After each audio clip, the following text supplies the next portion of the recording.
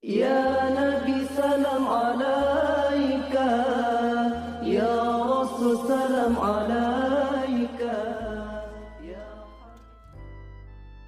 Assalamualaikum warahmatullahi wabarakatuh. Jumpa lagi bersama AM Islami.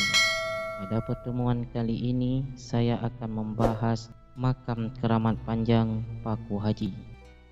Sahabat beriman yang dirahmati Allah, bagi sebagian orang tentu masih terdengar asing bila mendengar nama makam keramat panjang. Makam ini terletak di Kampung Keramat, Desa Sukawali, Kecamatan Paku Haji, Kabupaten Tangerang. Makam ini berbeda dengan makam-makam pada umumnya yang memiliki panjang 9 meter dan lebar 0,5 meter. Faktanya, makam tersebut cukup kesohor di masyarakat, khususnya umat Islam di Nusantara. Makam keramat panjang tak pernah sepi dari penziarah. Ada yang berasal dari Banten, Jakarta, Bogor, Bekasi, Magelang, Madura, Singapura, Turki, dan lain-lain. Makam ini juga menjadi salah satu destinasi wisata religi di Banten. Posisi makam keramat panjang berada di dalam masjid, terletak di sebelah utara jalan desa. Dilengkapi bangunan cungkup, tepat pinggir jalan terdapat pelang bertuliskan Masjid Makam Keramat Panjang. Cungkup dan jerat ini merupakan bangunan baru hasil renovasi masyarakat. Pada bagian kepala makam terdapat 2 buah nisan dari jenis yang berbeda dengan posisi berdampingan. Satu nisan berbentuk selap dan sebuah lagi nisan berbentuk sayap. Nisan bagian kaki tidak terlihat karena ditutupi oleh kain. Sampai sekarang, masyarakat masih mengkeramatkan makam tersebut sehingga lokasinya disebut Kampung Keramat. Penyebutan nama makam keramat panjang tidak lain karena karamah dari tokoh yang dimakamkan. Karena karamahnya yang meluas sehingga diartikan panjang. Karena hal inilah kampung ini dinamakan Keramat Panjang. Makam misterius ini diduga telah berusia lebih dari 1000 tahun. Hal ini dapat dibuktikan dengan ditemukannya beberapa objek arkeologis di sekitar kawasan seperti fragmen keramik, gerabah, fragmen kapan, dan lain-lain.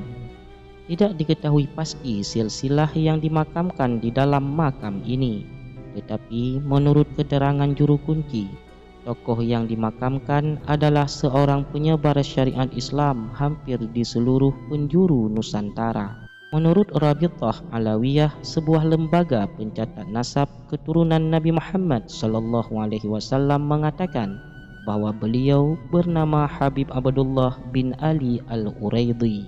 Habib Abdullah bin Ali Al-Uraidi adalah pendatang dari Hadramaut.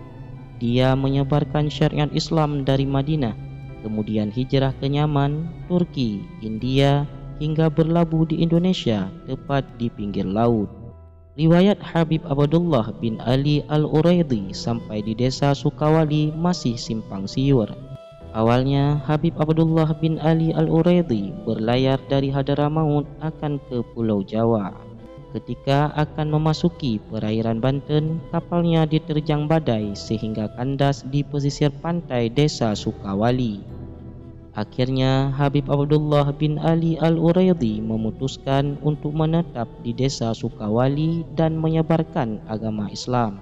Menurut versi lain, kapal beliau rusak di pinggir laut di Mau, Kabupaten Tangerang.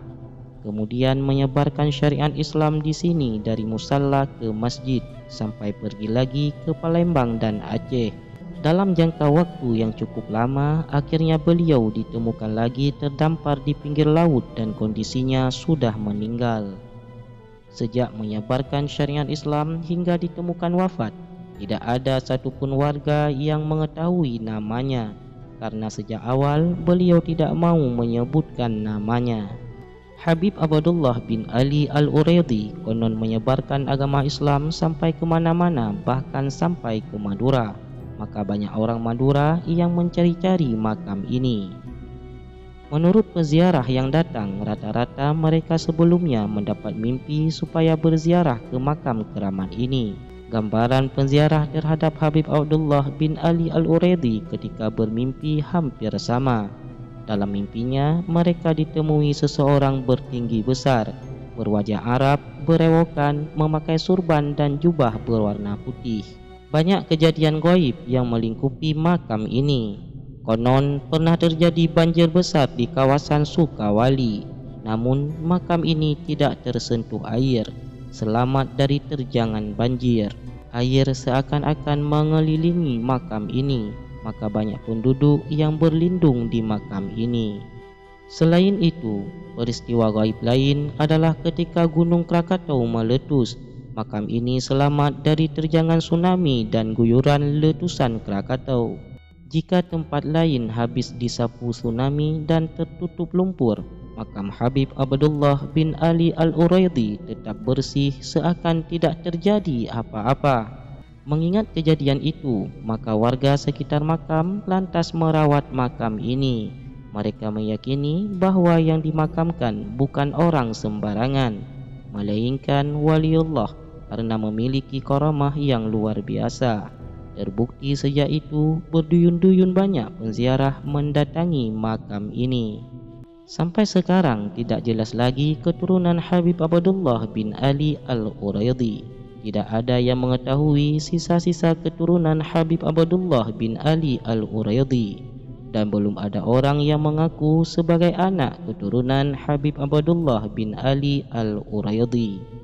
Sehingga riwayat kehidupan Habib Abdullah sulit dilacak karena tidak ada peninggalan tertulis dan tidak ditemukan keturunannya. Peninggalan dari beliau adalah sumur dengan airnya yang memiliki kadar pH lebih tinggi daripada air minum biasa. Itulah air karamahnya yang digunakan penziarah. Para penziarah meminta berkahnya untuk membersihkan diri dan minta dimudahkan segala urusan. Air karamah tersebut bisa dimandikan dan juga diminum. Mengenai makam Habib Abdullah yang memiliki panjang di luar kewajaran, banyak versi yang beredar. Panjang makam yang mencapai 9 meter ini sebenarnya sebuah bentuk penghormatan masyarakat masa itu. Dulu, jika seorang tokoh yang meninggal dunia, maka makamnya dibuat panjang untuk menghormatinya. Semakin panjang makamnya, berarti namanya semakin harum. Jadi bukan karena orangnya panjang 9 meter. Tapi memang banyak juga orang yang percaya pada cerita yang beredar bahwa makam panjang ini berukuran panjang karena Habib Abdullah bin Ali Al-Uraidi bertubuh tinggi sampai 9 meter. Habib Abdullah bin Ali Al-Uraidi dapat dikatakan pula wali penyebar Islam di wilayah Betawi dan Tangerang. Dulu di kawasan Tangerang juga banyak resi-resi agama Hindu yang bercokol. Mereka tidak mau begitu saja masuk Islam dengan sukarela.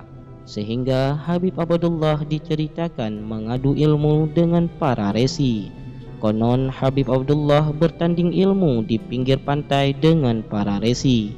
Mereka saling adu ilmu kesaktian. Banyak resi yang berhasil dikalahkan oleh Habib Abdullah bin Ali Al-Uraidi. Lalu para resi tersebut masuk Islam. Wallahu a'lam bishawab.